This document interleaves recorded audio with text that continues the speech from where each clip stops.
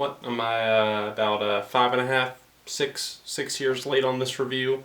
My apologies. I know I've said that it's coming for a long time and I just haven't come through. Until now. It's time to talk about the major label debut for Throwback Thursday from Owl City, none other than the album Ocean Eyes. So many requests for this record over the years, and yes, I consider myself a pretty big Owl City fan. Definitely played an important part in me branching out, checking out some other styles of music. Got me into some more ambient stuff, some more electronically tinged music. I have Adam Young, aka Owl City, to thank for that, and Ocean Eyes was really just a huge record in my high school life, something that I can still come back to and thoroughly enjoy. I want to talk about why Owl City was special to me, when I found him, some other things. We'll dive into the songs themselves here in a little bit, but I'll talk about my introduction to Owl City real quick. I found him through a video. I was friends with this guy on YouTube named Chase. He had a couple of channels, and he played this song in the end of one of his videos that made me go like, oh, hey, this is a really cool song. What is this? What the hell was that? And so I messaged him about it, and he was like, oh, just if you look at the little annotation or whatever it tells you, he's like, this Owl City, he's like, this new band I found out about. And then I come to find that it's not a band at all, it's a solo project, and the song that I heard was Swimming in Miami, which is still, to this date, my favorite Owl City song. It's off of the Of June EP, the first thing he ever released, and whenever I found out about Owl City, Of June was, I think, the only thing that was officially out. I think maybe I'm Dreaming,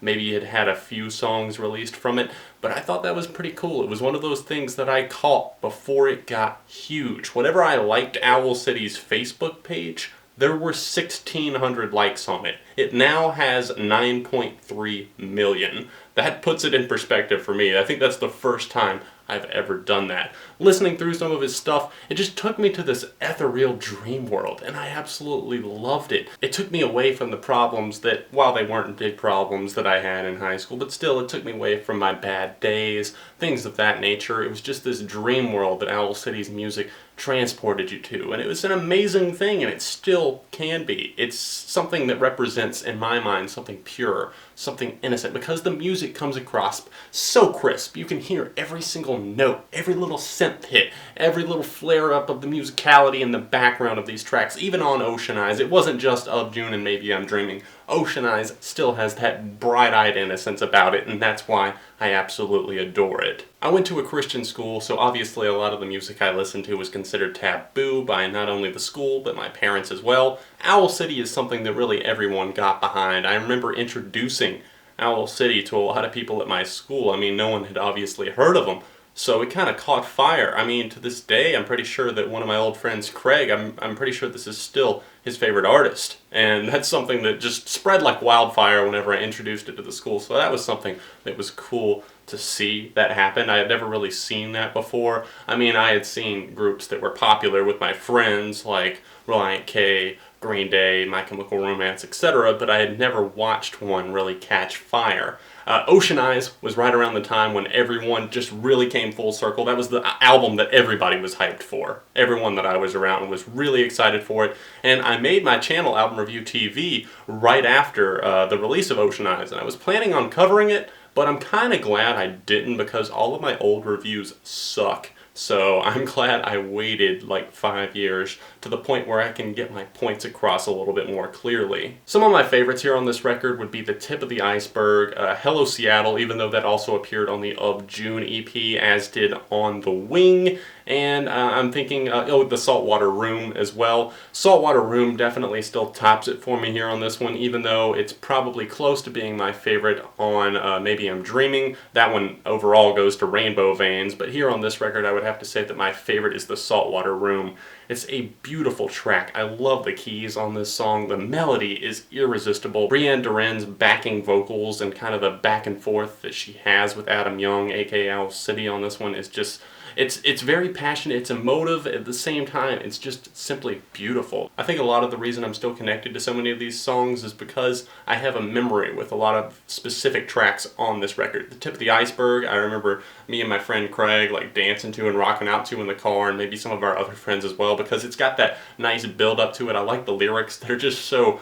It uses its imagination. Adam uses his imagination, talking about skating all over the world, things that are supposedly impossible, but really let your imagination run wild and be a child again, almost. And I like that he fully embraces that. I mean, Adam Young, if you follow his Twitter, it's probably some of the weirdest stuff you'll ever read in your life. I'm connected to Vanilla Twilight still because it reminds me of one of my exes, and while I obviously have no feelings for her, it just reminds me of that time in my life, and I kind of miss being younger, definitely, and still having a lot of people around me that, I don't know, and just the fun times in life. Bird and the Worm, Cave In, two tracks that pretty much everyone around me, those were considered like the favorites right there for some reason. They have grown on me with time, but I still don't feel like either of those will ever work their way to the top. I really like how Cave In progresses though. It starts off as a little bit more laid back of a track, and then it breaks into something, breaks out a little bit more of those guitars.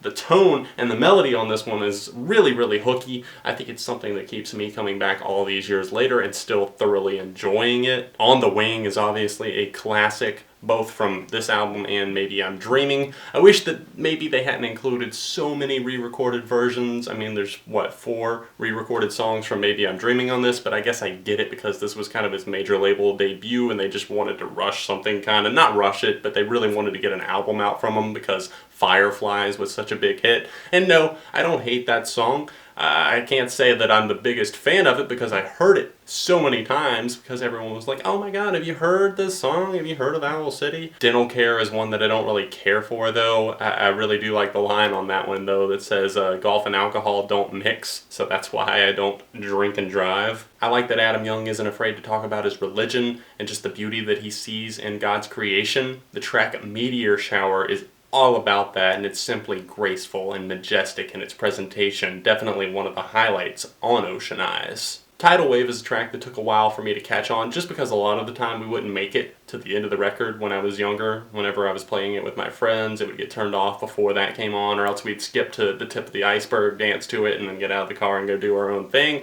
That one features Matt Thiessen of Reliant K on the vocals, and I gotta say that with time, it's definitely turned into a favorite. The lyrics on that one are something that hit home a little bit, especially to this day. It's weird how you wouldn't think that you would still be so connected to something lyrically, especially since you've grown up, but it still sits with me and is one of my favorite songs on this record. I know this album review was a little bit different than what I usually do. I kind of just went without a script or without any notes on this one just because I've heard this album so many times. I know all about it. I know its ins and outs, and I hope I kind of got a good idea of what I'm feeling about this record to you guys. Just more of a straightforward, just cut through everything, not talking technical terms type thing. Loose cannon throwback Thursday, if you will. This record is not my favorite Owl City album, but it's definitely up there. I'm going to go with a 4 out of 5 for Ocean Eyes. So if you've heard the record, let me know your thoughts on it in the comments section down below, and of course let me know what other Throwback Thursdays you'd like to see me do in the future. Make sure to hit the like button on this video and subscribe to the channel, and keep supporting the reviews.